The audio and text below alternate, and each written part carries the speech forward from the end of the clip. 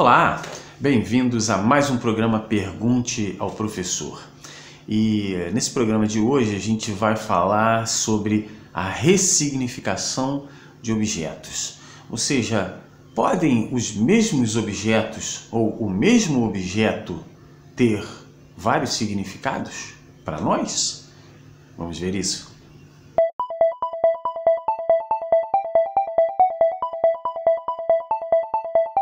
Bom, gente, para a gente perceber se um mesmo objeto pode ter vários significados, a gente pode começar falando sobre filosofia, porque os filósofos Schopenhauer, Immanuel Kant, eles falavam que a nossa mente ela já tem uma estrutura pronta para digerir a realidade. Ou seja, é como se fosse um armário com as suas prateleiras, né, preparadas para receber e colocar, organizar as coisas, colocar cada coisa na sua prateleira correta. Né? Eu não sei se foi aqui num dos vídeos anteriores que eu falei sobre um zangão, né? Um zangão, por exemplo, para uma pessoa que aprendeu que o zangão ele pode dar uma ferroada bem desagradável. Quando ele ouve o voo, o zumbido de um zangão por perto, ele já rapidamente enquadra na sua mente como uma dolorosa picada, né? E uma outra pessoa que tem uma ideia diferente do zangão, pensa que a natureza está em flor, como é bom ter ainda esses insetos voando por aí, né? Sinal que a natureza ainda está preservada.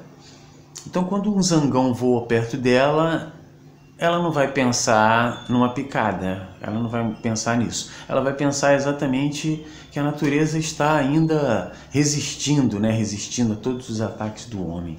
Então, para a primeira pessoa que pensa na picada,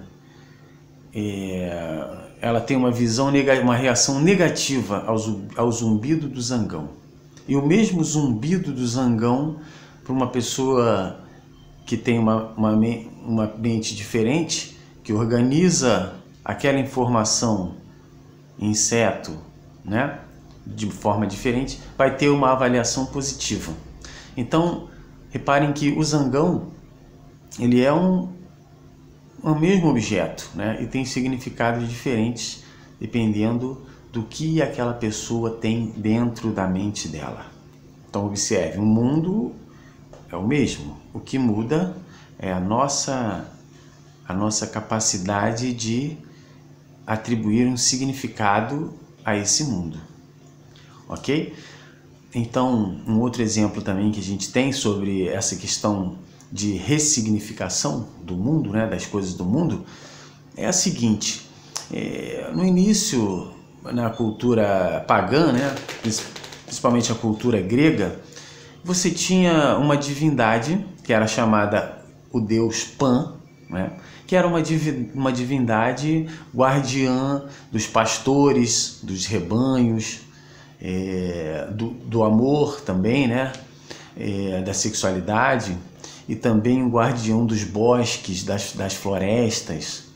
Então, as pessoas que viviam perto de uma floresta, por exemplo, elas sabiam que aquela floresta estava guardada por uma divindade que era Pan, né? Essa divindade guardava as florestas e as pessoas viviam suas vidas de acordo com aquela crença. Elas viviam suas vidas de acordo com a crença de que nas florestas havia um ser divino, né, que era Pan, que cuidava da harmonia das coisas. Ok? Mais ou menos com a chegada do cristianismo, mais ou menos no século XI, a gente tem a figura de Satanás, né? E essa figura de Satanás, que já existia antes, que ela veio da cultura hebraica, mas quando chega no cristianismo ela vai sendo modificada. E exatamente em torno do século XI, a Idade Média, essa figura de Satanás, ela começou a ganhar formas animalescas, formas animalescas, né? Então ela que antes tinha formas humanas, o Satanás tinha formas humanas, os anjos caídos, eles tinham a mesma forma dos anjos que continuavam nos céus, né? Tem até uma gravura alemã que reflete isso, uma gravura encontrada na Alemanha, né, que ela mostra uma das primeiras imagens do demônio, né, do coisa ruim, do cramunhão. E ele é retratado como anjos também, igual os anjos caídos, são idênticos aos anjos que estão em elevação, né? Os anjos que foram desaprovados, né, dissidentes, têm a mesma imagem nessa pintura dos anjos que estão ainda nos céus, né? Os anjos que seguem ainda a doutrina. Então, dessa forma, o Satanás ele foi ganhando formas animalescas, né? E como tinha muita influência da cultura pagã, principalmente da cultura grega e romana, das culturas gregas e romanas, né? A gente tem que esse elemento, esse ser divino, né, da cultura grega, que é Pan, ele foi recebendo o significado de Satanás, né? Então agora quem povoava os bosques, as florestas, não era mais Pan, era Satanás. Então as pessoas que moravam perto das florestas, elas tinham esta referência, ou seja, quem está na floresta é Satanás. Ele tem chifre de bode, tem pés de algum quadrúpede, não é?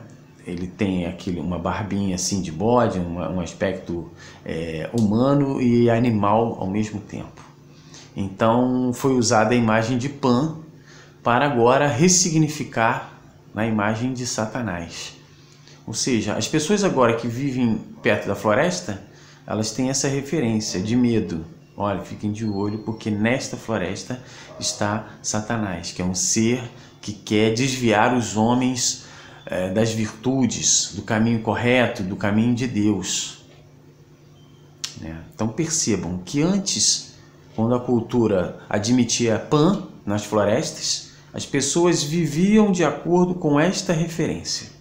Depois, quando as pessoas admitiam Satanás nas florestas, as pessoas viviam com esta nova referência.